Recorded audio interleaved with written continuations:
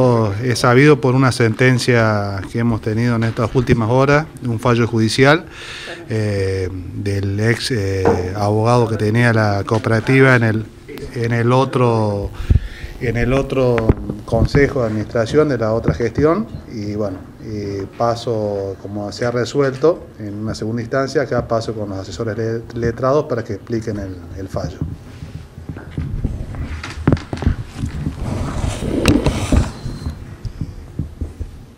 Bien, buenos días antes que nada.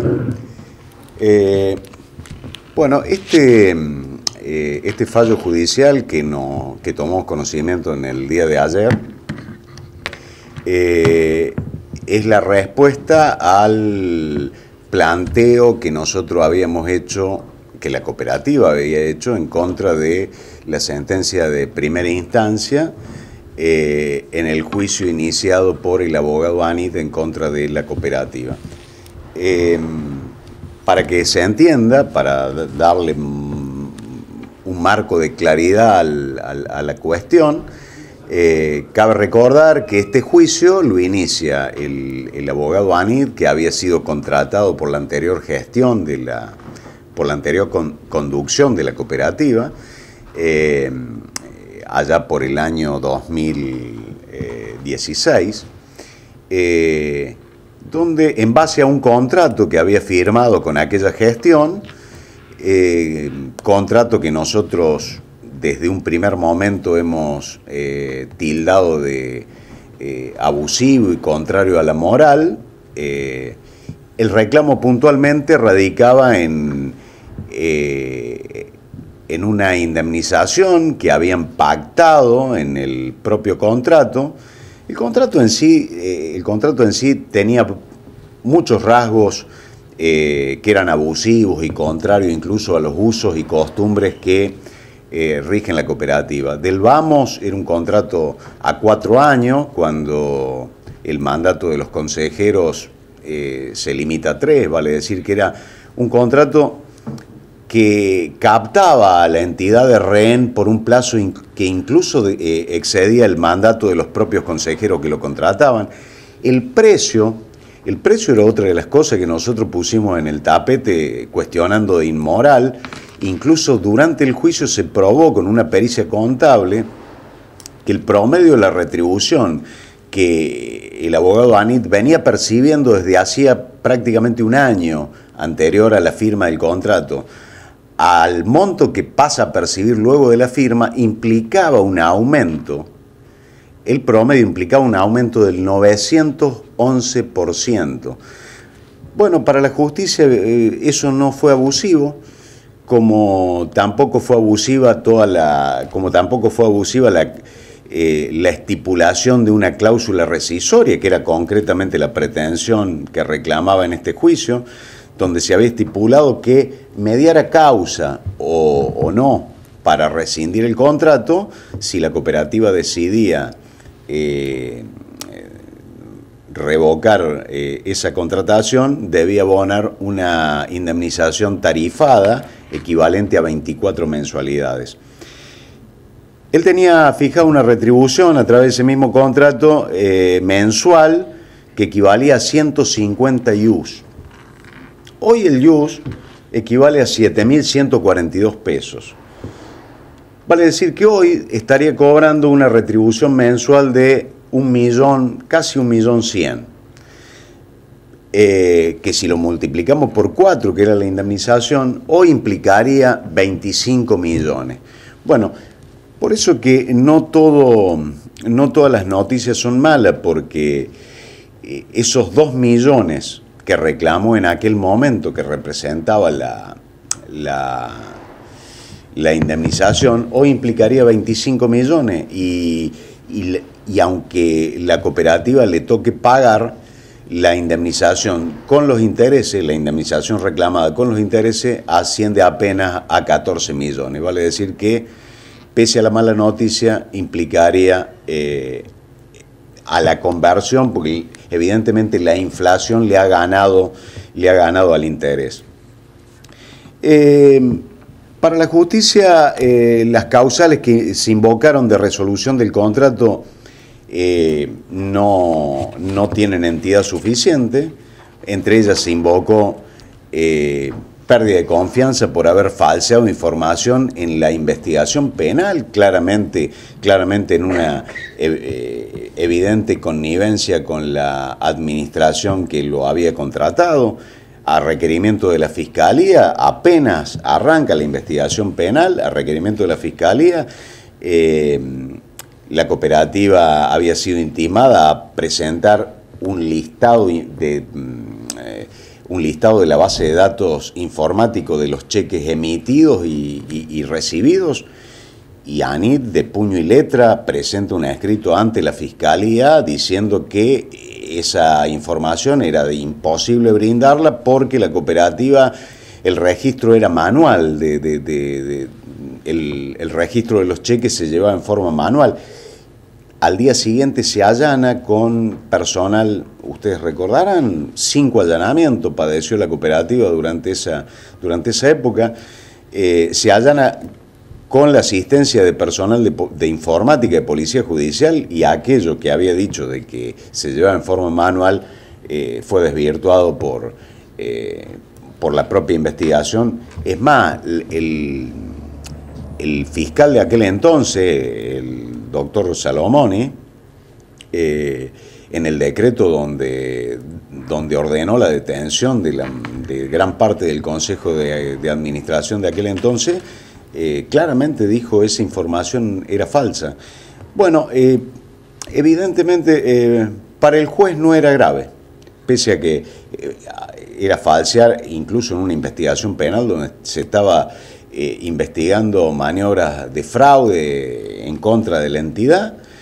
Entendió que no era grave porque, bueno, era entendible que él estaba informando a la justicia en base a la información que le suministraba la gente del Consejo de Administración, y bueno, eso como tampoco fue grave el asesoramiento erróneo que le brindó a la entidad en aquel momento, en base a lo cual el Consejo rechazó la convocatoria a Asamblea Extraordinaria, dándole la espalda a la masa societaria, porque ese pedido de convocatoria a Asamblea Extraordinaria se había hecho con el aval de 1.807 socios. El juez a eso dice, bueno, en definitiva, la cooperativa no resultó perjudicada, porque esa asamblea que denegó el Consejo de Administración fue luego convocada de oficio por la Subsecretaría de Cooperativas y Mutuales de Córdoba. El mismo criterio adopta con respecto a la asamblea, a la famosa asamblea que se hizo en la cancha del Club Mitre, incluso contraviniendo una orden judicial que prohibía hacerla en el Salón del Mitre y de una clausura de la justicia de falta. Dice, pese a que se contravino una orden judicial, tampoco la cooperativa resultó perjudicada porque a la larga el INAE a esa asamblea la declaró ineficaz. Claramente deja mucho que desear el fallo, lo estamos analizando. Hay una instancia, queda aún una instancia para que lo revise. Estamos analizándolo en profundidad e incluso la información y nuestro asesoramiento se lo proporcionaremos al Consejo y será el Consejo de Administración quien en definitiva decida los pasos a seguir. A pesar de esta instancia, queda una instancia más. ¿Apelar o casar? Casar. Queda una instancia más. Bueno, en definitiva será una decisión que deberá tomar el Consejo de Administración, ¿no? ¿A la cooperativa le convendría pagar ahora o no? Más allá del pago. Bueno, esta conferencia se hace a los fines de poner en conocimiento todas estas cuestiones y el por qué, como dijo Zárate, el raconto de por qué se rescindió ese contrato con el doctor Anit, la nueva administración, y se decidió eventualmente no abonar esa horrorosa indemnización que tenía ese contrato porque era millonaria, y el tiempo nos ha dado parcialmente la razón desde el punto de vista económico, que hemos ahorrado, en el caso que el Consejo decida abonar esta indemnización, nos hemos ahorrado el 30%. Pero eso, disculpen, esa decisión nosotros las vamos a informar en la reunión del Consejo del lunes, porque todavía tenemos 15 días para hacer un recurso eventualmente contra este fallo de la Cámara Civil de San Francisco. El lunes asistiremos a la reunión de consejo y brindaremos todos los pormenores del fallo y el asesoramiento técnico como siempre lo han tenido, y después el consejo decidirá cuál va a ser la decisión a seguir.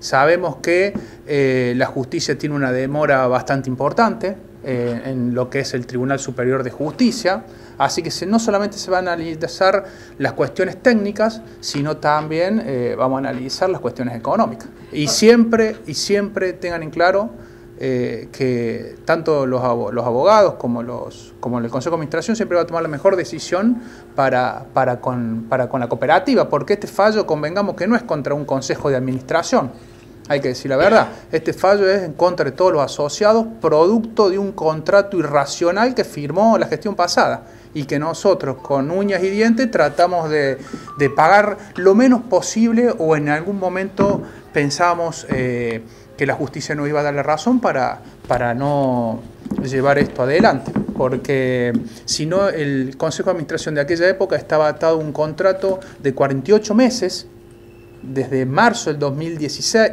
desde marzo del 2016 por 48 meses, con un abogado que evidentemente no generaba ninguna confianza en el nuevo Consejo de Administración y tenía una retribución, por ejemplo, diría casi 8 veces superiores a los letrados que hoy hablan, ¿sí? Así que el ahorro, en el caso que el Consejo tome la decisión de pagar el lunes, es importante. Y siempre nosotros, desde aquella época hasta la fecha, hemos asesorado al Consejo también a hacer el presidente ya lo sabe, a hacer una previsión económica, así que eventualmente tienen ese respaldo económico la cooperativa. Y fundamentalmente yo creo que todo esto es necesario para hacer un replanteo al asociado de cara al futuro, que ninguna administración puede cooptar la cooperativa, sino que los contratos con los asesores tienen que ser claros, los contratos con los proveedores tienen que ser claros, los contratos con todo lo que requiera para andar administrativamente la cooperativa tienen que ser claros. Hoy están realizados todos los contratos. Por ejemplo, nuestro contrato determina, como todos los contratos de abogados anteriores de la cooperativa, determina que con el solo hecho de avisar con 60 días para avisar, nos vamos a nuestro estudio y no tenemos que cobrar ninguna indemnización. Por eso en aquella época, y aún hoy más, nos sigue pareciendo totalmente irracional el contrato firmado por la gestión anterior. Así que, bueno, casualmente que hace 7 años que se está administrando la cooperativa, y denodadamente los contratos se han hecho correctamente, es decir, para proteger todo el patrimonio de los asociados. Con respecto al tema de los intereses, ¿ahí están en esa reducción incluidos? El fallo hace parcialmente lugar a la apelación que planteamos, reduciendo honorarios de algunos letrados y algunos intereses de la fecha. ¿14 millones son o hay que incluir todo lo demás? Las costas, el capital más intereses ascendería hoy a 14 millones. Otra de las cosas que se me pasaba por alto, acá, si bien, como recién decía el doctor Davene, hemos peleado con uña y diente defendiendo los intereses de la cooperativa a los fines de evitar pagar esta suma que consideramos que era desproporcionada. No obstante eso, bueno, la justicia ha tomado la actitud más cómoda de decir, bueno, los contratos se firman para ser cumplidos. La misma entidad que lo firmó ahora pretende desconocerlo. A grandes rasgos ahí gira el razonamiento. Si bien adolece de cierta vaguedad el fallo, en un punto dice que nos asiste razón, que esa cláusula que preveía el pago de indemnización aún mediando causales de resolución es nula, pero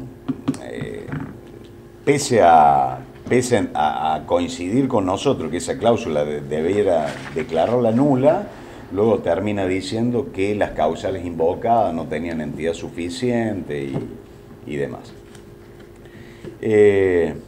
Bueno, lamentablemente